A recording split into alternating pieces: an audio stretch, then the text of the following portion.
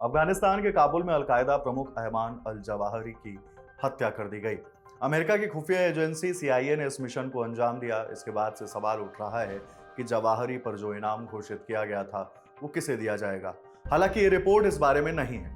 Report इस बारे में है कि अल जवाहिरी से पहले अलकायदा का सरगना रहे ओसामा बिन लादेन की मौत के बाद उस पर रखा गया इनाम किसे दिया गया था।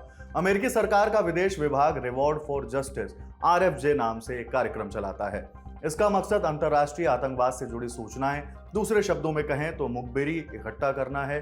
साल 1984 में इसका गठन किया गया था।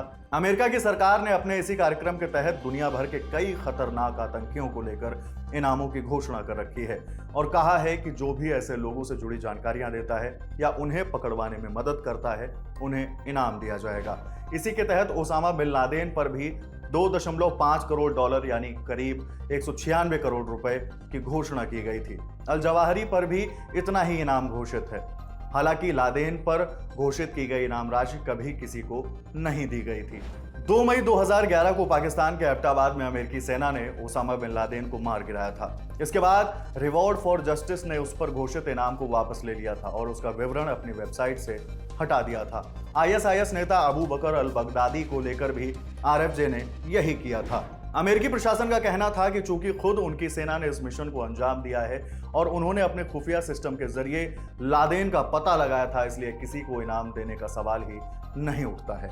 एबीसी न्यूज की 19 मई 2011 की एक रिपोर्ट के मुताबिक ओसामा बिन लादेन को मारने में शामिल रहे अमेरिकी अधिकारियों का कहना था कि उन्होंने अपने इलेक्ट्रॉनिक सर्विलांस, आतंकी संगठन द्वारा की गई गलतियों और चरणबद्ध तरीके से कई सालों तक जुटाए गए इंटेलिजेंस के आधार पर मिशन को अंजाम दिया था, इसलिए किसी को इनाम राशि देने की जरूरत नहीं है। आरएफजे की वेबसाइट के मुताबिक अमेरिका ने राष्ट्रीय सुरक्षा से जुड़े तमाम मामलों में मदद करने के लिए या आतंकियों से जुड़ी सूचनाएं देने के लिए अब तक 125 से अधिक लोगों को करीब 25 करोड़ डॉलर यानी 1963 करोड़ रुपए की इनाम राशि दी है। संस्था का कहना है कि इसके चलते अनगिनत लोगों की जान बचाई जा सकी है। हालांकि आरएफजे कभी भी ये जानकारी सार्वजनिक नहीं करता है कि सूचना देने वाला व्यक्ति कौन था और किस तरह की जानकारी उनसे साझा की गई थी। उसका कहना है गोपनीयता आरएफजे कार्यक्रम का एक प्रमुख पहलू है। हम इनाम प्राप्त करने वाले व्यक्तियों और उनसे प्राप्त की गई विशेष जानकारी का खुलासा नहीं करते हैं। उदाहरण के तौर पर साल 1993 के वर्ल्ड ट्रेड सेंटर धमाके का एक आरोपी रामजी यूसुफ को फरवरी 1995 में पाकिस्तान में पकड़ा गया था। इस मिशन में मदद करने के लिए अमेरिका ने इनाम का भुगतान किया था।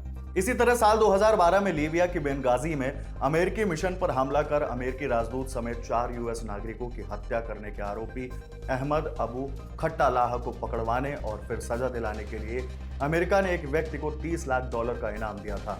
हालांकि उसकी पहचान कभी सार्वजनिक नहीं की गई। ये खबर आपके लिए लिखी है हमारे साथी धीरज ने। मैं हूं हिमांशु और कैमरे के पीछे है पंकज। देखते रहिए दिल अलर्ट टॉप। शुक्रिया।